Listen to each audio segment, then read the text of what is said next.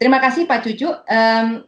Mungkin kita sama-sama dengarkan karena nyambung tadi dari Pak Cucu ke SOP atau protokol COVID. Kami persilakan kepada Bu Ade untuk sharing sedikit ya, Bu Ade, dari pihak Kemenkes ada protokol-protokol apa yang bisa diusulkan dan direkomendasikan kepada kami di industri hairdressing. Kami persilakan Bu Ade.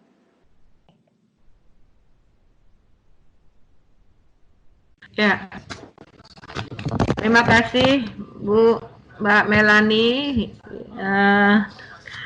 Bapak Ibu. Tadi saya sudah menyimak apa yang sudah didiskusikan.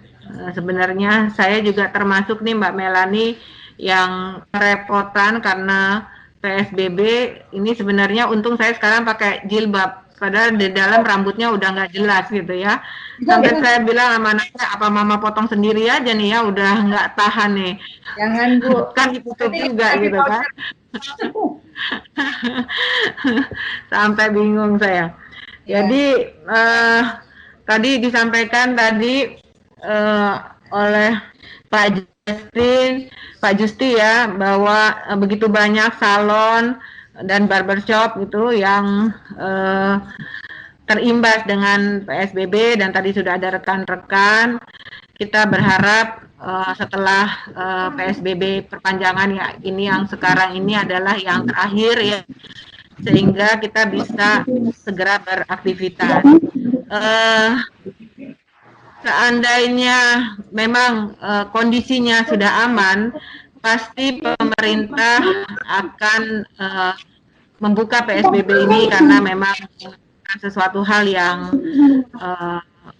bukan sesuatu hal yang menyenangkan untuk semua pihak, termasuk pemerintah. Nah, untuk itu teman-teman, sebelum kita menghadapi nanti seandainya PSBB sudah dicabut, beberapa hal yang saya ingin sharing kepada teman-teman, bagaimana nantinya ketika kita sudah beraktivitas dengan new normal. Tidak ada lagi tuh teman-teman ya, saya kan suka sering ke salon tuh ya, ngobrol-ngobrol deket-deketan, kursinya deket-deketan. Nah ini nih udah nggak bisa lagi nih gitu ya. Nah sekarang saya ingin sharing aja, ada beberapa hal.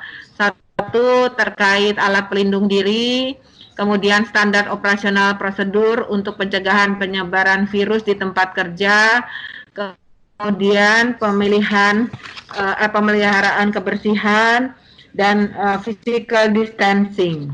Nah ini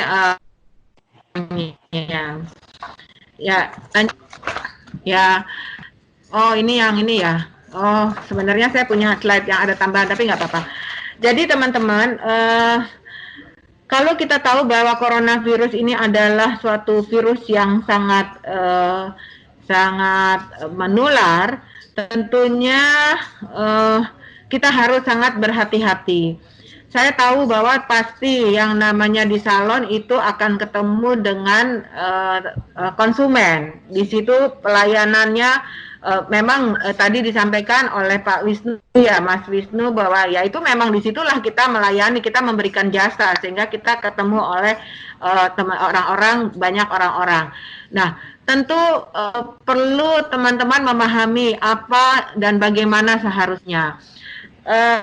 Bahwa sebenarnya teman-teman ada 3 hal yang harus kita perhatikan, bahwa ada yang namanya ODP. ODP itu adalah orang dalam pantauan, yaitu orang-orang dengan riwayat perjalanan ke tempat daerah-daerah yang memang terjangkit, atau mereka punya riwayat berkontak dengan orang yang positif tetapi gejalanya ringan.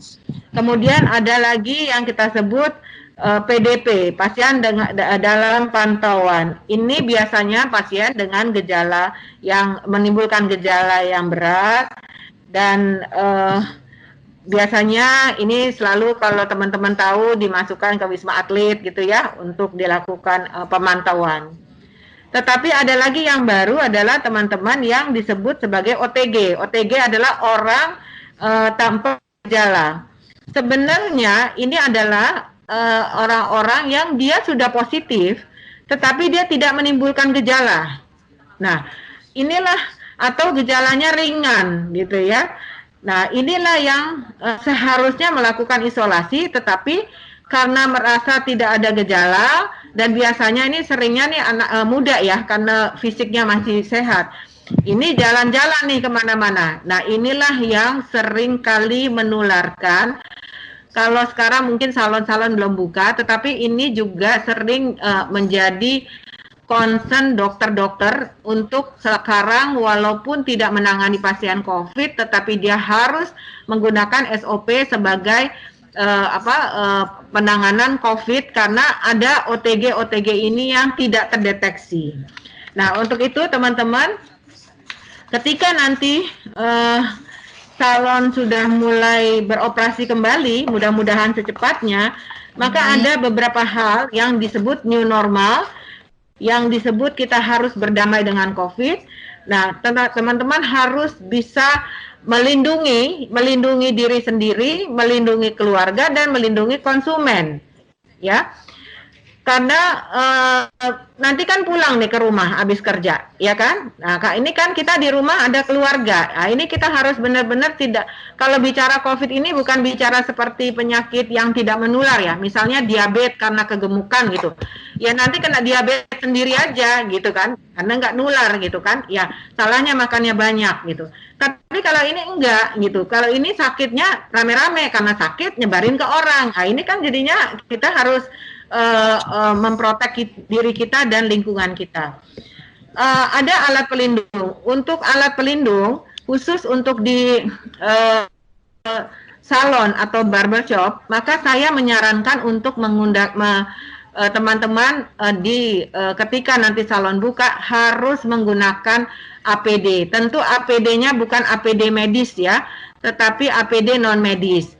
Bedanya apa APD medis dan APD non medis? Kalau APD medis itu dia bisa menahan cairan darah masuk ya. Tetapi kan ini nggak perlu karena teman-teman kan tidak ada bersentuhan dengan darah, dengan droplet ya. Tetapi tetap harus menggunakan APD yang non medis. Sekarang APD itu banyak sekali. Sekarang udah industrinya udah banyak sekali. Jadi kalau dulu kayak astronot ya, baju APD. Kalau sekarang baju APD gaya-gaya, warnanya juga oke-oke. Jadi bisa deh dipakai di salon, keren juga kok gitu ya. Nah udah banyak sekali kebutuhannya. Kemudian selanjutnya adalah yang harus dipakai adalah masker. Jadi masker ini juga bukan nanti kalau udah selesai nggak pakai masker, enggak. Masker tetap harus digunakan. Masker ini ada berbagai macam. Tetapi kita diharapkan teman-teman menggunakan masker kain atau jangan masker bedah ya, karena kenapa sekarang ini ada keterbatasan masker bedah sehingga masker kain pun sudah cukup ya, tetapi gunakan yang 3 lapis sehingga bisa menahan virus ya lebih baik dan lebih cakep-cakep lagi. Ya ini contohnya gambar masker yang sekarang keren-keren. Saya ngeliatin tuh teman-teman saya pada posting-posting pakai masker gaya-gaya, ada gambarnya. Ya benar ya Mbak Melani ya. Jadi katanya sekarang Lebaran nggak usah beli baju tapi beli masker aja gitu. Ya. Iya. Nah jadi ini masker juga harus memilih masker yang tepat, yang enak dipakai dan juga lapisannya harus 3 lapis sehingga bisa memprotek teman-teman. Lanjut, ya masker ini juga tentunya harus dirawat, jangan dipakai terus ya, nggak dicuci-cuci. Tapi masker ini harus dicuci gitu kan. Nah, setiap kali habis dipakai keluar, kita tuh harus mencuci masker kita supaya nanti pada waktu kita pakai lagi sudah bersih ya. Ya tentu kita harus menggunakan air suhunya ya kalau bisa ya yang 60 derajat supaya kuman-kumannya bisa kayak seperti desinfektan ya, ditambahkan desinfektan di situ. Kemudian juga digantung biar kering, kemudian digunakan kembali, disetrika dulu karena panas setrika ini juga bisa menolong gitu ya. supaya bakteri-bakteri virus itu mati. Sebenarnya dulu kita mikir ya serikaan itu cuma buat ngeratain aja, sebenarnya enggak, panas serikaan itu juga bisa menolong bakteri gitu ya. Jadi masker tolong dicuci. Lanjut. Ya, lanjut. Nah, ini face shield. Mungkin teman-teman nggak pernah bisa membayangkan ya gimana caranya pakai face shield gitu ya. Tetapi teman-teman sekarang pun kalau teman-teman pergi ke supermarket gitu, kasir-kasirnya sudah menggunakan ini.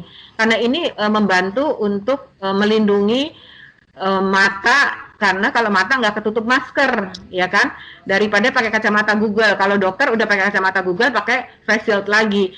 Tapi sekarang face shield juga keren-keren kok gitu. Nah ini ada baiknya dipakai face shield ini sebagai bagian dari pelindung wajah dan pelindung mata. Itu ya untuk teman-teman. Oh yang saya minta di sini ada pemilik-pemilik salon untuk menerapkan ini. Karena apa? Percayalah kita pun konsumen itu akan merasa lebih merasa aman ketika kita datang ke salon yang menerapkan protokol-protokol kesehatan dengan baik. Ya. Itu pasti orang akan nanya, oh kamu pakai ini ya, ini kita itu menjadi nilai jual sendiri untuk salon. Saya yakin kedepannya akan seperti itu. Ya lanjut. Kemudian sarung tangan. Nah, sarung tangan kita mengharapkan sebenarnya teman-teman bisa menggunakan sarung tangan karena sarung tangan ini banyak macamnya ya, ada berbagai macam, tapi tidak usah yang surgical ya, karena yang surgical tuh lebih gak enak dipakainya. Kita bisa yang examination ya untuk sementara dalam kondisi seperti ini, karena terutama mungkin yang untuk yang nyuci seperti itu ya. Nah ini menurut saya sarankan untuk tetap menggunakan sarung tangan sehingga bisa mencegah. Kenapa? Karena memang dia nggak nular dari rambut ke tangan gitu loh. Tetapi dari tangannya yang kotor, kemudian nanti kita pegang-pegang mata, pegang mulut gitu ya, pegang hidung. Nah inilah kita lupa cuci tangan. Nah ini yang diharapkan bisa kita, kalau memang tidak mengganggu kerja teman-teman, ini sebenarnya sebaiknya sarung tangan ini digunakan. Lanjut. Ya, nah ini apron. Apron juga teman-teman karena apa? Untuk menghindari baju, tapi sebenarnya di salon-salon ini udah dipakai ya selama ini ya. Nah ini apron ini coba dilihat kembali, karena ada apron yang kemarin-kemarin mungkin kita nggak perhatikan bahannya karena kita hanya memperhatikan sisi estetikanya gitu ya. Sekarang carilah apron-apron yang bahannya ini tahan air. Kemudian ada dengan lapisan PVC ya, kayak plastik gitu. Karena apa? Kita nggak tahu nanti, takutnya konsumen kita tuh batuk atau apa. Nah ini dengan adanya lapisan PVC ini bisa tidak tembus. Jadi warnanya macam-macam kok. Sekarang udah industrinya udah banyak sekali. Kita bisa pilih bahannya. Ini pun dalam negeri dan tidak mahal kok ini saya ininya bahan ini tidak, saya yakin tidak tidak perlu invest besar-besaran, kecuali ya memang semakin gaya. Saya yakin nanti kedepannya ini akan banyak sekali desain apron yang keren-keren gitu ya. Ini di masa depannya akan seperti ini gitu. Ya lanjut. Sekarang kita lihat mengenai standar operasional prosedur untuk pencegahan penyebaran virus ini sendiri di salon-salon Bapak Ibu ya, di mana tentunya satu hal yang harus kita lakukan ketika salon membuka, maka persiapan harus dilakukan dengan baik gitu ya. Caranya pertama adalah semua konsumen yang datang tuh harus diperiksa suhunya minimal itu 37,5 Celcius. Jangan kalau udah lebih dari situ disarankan untuk tidak masuk. Ini bukan cuma pelanggan tetapi juga karyawan ya. Ini maksimal tuh harus 37,5. Kemudian juga jangan sampai kalau udah ada batuk, udah demam gitu ya, disarankan saja untuk tidak masuk. Nah, saya sebenarnya menyarankan dan menurut saya ini harus disiapkan tempat cuci tangan sebelum masuk. Ini di sini belum ada ya. Tempat cuci tangan belum masuk. Dan ini sudah sekarang saja pun kalau kita pergi ya, pergi ke restoran Padang nih mau masuk itu di depan jalanan tuh udah disuruh cuci tangan gitu loh. Jadi disiapkan tempat cuci tangan. Nah, cuman memang mungkin untuk salon-salon yang di mall, nah ini mesti diantisipasi bagaimana. Tetapi cuci tangan lebih efektif gitu ya. Nanti kalau pakai hand sanitizer 2 kali lebih efektif. Tetapi cuci tangan dengan sabun dengan cara mencuci tangan yang baik itu yang efektif, paling efektif. Dan kalau dia dekat ini akan lebih mudah buat teman-teman. Teman-teman baik dari konsumen maupun dari karyawan. Lanjut. Ya, lanjut. Ya, ini ya cuci tangan tadi betul ya. Kemudian ya hand sanitizer itu sebenarnya alternatif. Saya suka melihat gini ya, teman-teman ya. Kalau di salon, memang saya lihat nih karyawan-karyawan cuci tangan. Tapi cuci tangannya itu di spraynya yang buat cuci rambut, bener ya Mas Wisnu ya, gitu ya. Jadi di spraynya itu sambil itu seret, ya udah gitu loh. Nah ini tuh berbeda, itu nggak bisa jadi cuci tangan yang benar karena yang satu mesti megang spraynya gitu kan sambil cuci tangan. Nah ini harus disiapkan benar-benar tempat cuci tangan yang seperti contoh di atas yang memang jadi karyawan dan pelanggan bisa mencuci tangan dengan baik. Dan itu disiplin itu harus diterapkan dengan benar karena nantinya juga kalau salah satu kena di dalam satu salon itu maka semua harus diperiksa dan semua akan dinaikkan menjadi ODP. Ya lanjut.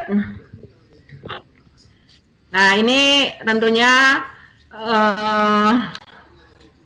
kayak cuci rambut gitu ya. Ini kan hati-hati ya. Dan menurut saya ada baiknya kita salon-salon ini juga tidak membolehkan konsumen datang tanpa harus dengan masker, ya, gitu loh. Jadi ini kayak seperti yang di atas nih lagi cuci rambut tuh, yang itu kan nggak pakai masker tuh, ya. Terus kemudian yang nyuci di atas nggak pakai masker, nggak pakai face shield, terus dia batuk, nyiprat deh gitu, ya. Jadi disarankan dan disiapkan saja masker untuk konsumen yang tidak pakai masker. Kita kalau lihat sekarang di beberapa supermarket semua ada tulisannya dilarang masuk yang tidak pakai masker, gitu ya. Nah, lanjut ya. Next one. Ya, ya, oke. Nah, sebelum ini.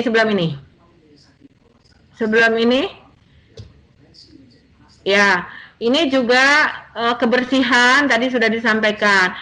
Karena akan banyak sekali konsumen yang lalu lalang, maka sudah menjadi keharusan untuk melakukan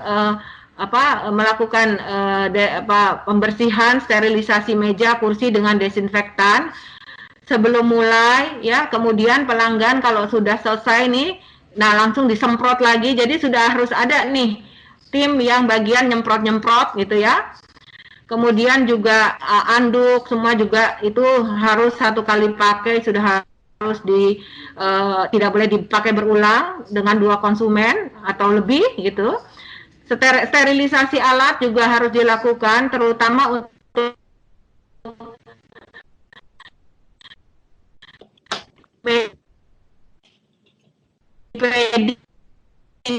ya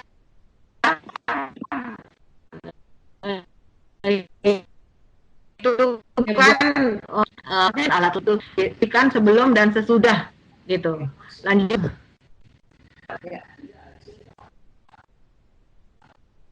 Ya lanjut.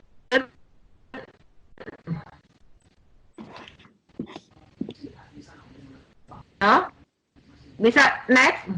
Ya. Next. Ya. Ini ya harus dibersihkan seperti ini contohnya. Nah, ya, oke, ini adalah penanganan sterilisasi. Kemudian juga jangan berdesak-desakan. Jadi harus memberikan jarak minimal 1 meter setiap pelanggan. Kemudian kursi itu mungkin saya nggak tahu di tempatnya salon yang lain ya. Karena ada salon yang kalau nggak terlalu besar, dia mepet-mepet. Nah, sekarang nggak boleh lagi. Jadi harus ada social distancing, membatasi dari satu orang ke satu orang lain. Ini juga perlu, itu akan diharuskan. Dan saya yakin nanti ini Bu Kartini sedang membuat panduan-panduan. Saya yakin ini pun akan menjadi pedoman, dijadikan salah satu persyaratan ketika nanti semua beroperasi lagi seperti sedia kala, tetapi dengan new normal, gitu ya. Sementara tentu jangan melakukan service wajah ya, kalau facial deketan ya. Nah, ini tuh menurut saya sebaiknya dihindari dulu, tetapi nanti Kementerian Kesehatan akan menyusun pedoman-pedomannya untuk nanti kalau new normal ini diterapkan. Tetapi hindarilah untuk servis servis wajah ya. Namanya facial gitu ya kalau kita bilang ya. Gitu. Ya, lanjut.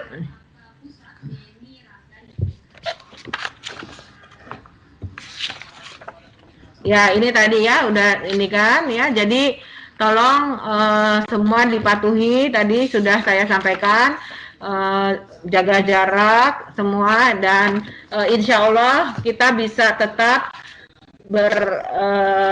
beraktivitas, tetapi tetap terhindar dari penularan COVID-19 yang kita tahu sangat menular, dan tingkat kematiannya juga ya cukup banyak gitu ya, bukannya sedikit gitu. Jadi kita tentu tidak mau menjadi tertular oleh COVID-19 itu. Demikian sedikit dari saya sharingnya Bu Melani. Terima kasih. Wabillahi taufiq wal hidayah. Wassalamualaikum warahmatullahi wabarakatuh.